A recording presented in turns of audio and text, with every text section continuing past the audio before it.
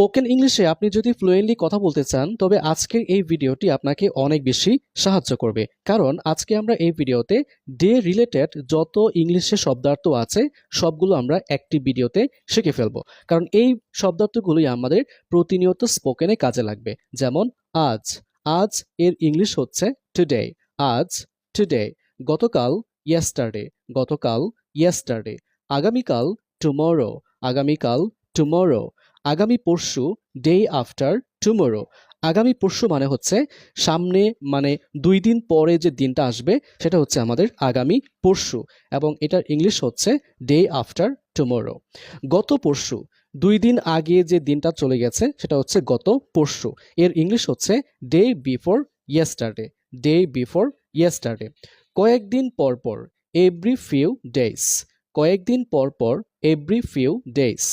একদিন পর পর এভরি আদার ডে, একদিন পর পর এভরি আদার ডে। 2 দিন পর পর এভরি 2 ডেজ, 2 দিন পর পর এভরি 2 ডেজ। 3 দিন পর পর every 3rd days, every 3rd days. এখানে যদি আমি বলি যে 4 দিন পর পর, তাহলে এখানে হবে every 4th days, every 4th days. যদি বলি 5 দিন পর পর তাহলে হবে এভরি 5th ডেজ। এভাবে কিন্তু আমরা টাইমটা বাড়াতে পারবো। যেমন কোনো না কোনো একদিন, ওয়ান ডে অর আদার, কোনো না কোনো একদিন, ওয়ান ডে অর আদার।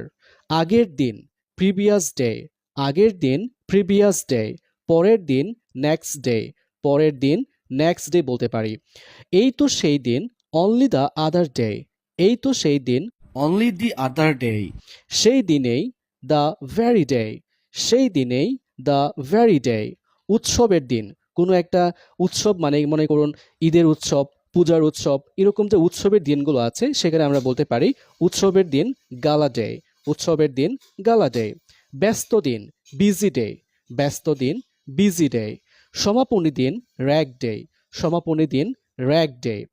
স্মরণীয় দিন মেমোরেবল ডে, স্মরণীয় দিন মেমোরেবল ডে। ছুটির দিন ডে অফ, ছুটির দিন ডে অফ। সেই দিনেই দ্য ভেরি ডে, সেই দিনেই দ্য ভেরি ডে। দিন দিন ডে বাই ডে, দিন দিন ডে বাই ডে। দিনের বেলায় ডে টাইম, দিনের বেলায় ডে টাইম। সো আমরা এখানে যে ডে রিলেটেড ভোকাবুলারিগুলো শিখলাম, এই ভোকাবুলারিগুলো কিন্তু আমাদের স্পোকেনে অনেক বেশি কাজে লাগে। সো এগুলোকে আমরা বারবার প্র্যাকটিস করব এবং নোট করে রাখবো। সো আজকে এই পর্যন্তই। Thank you very much.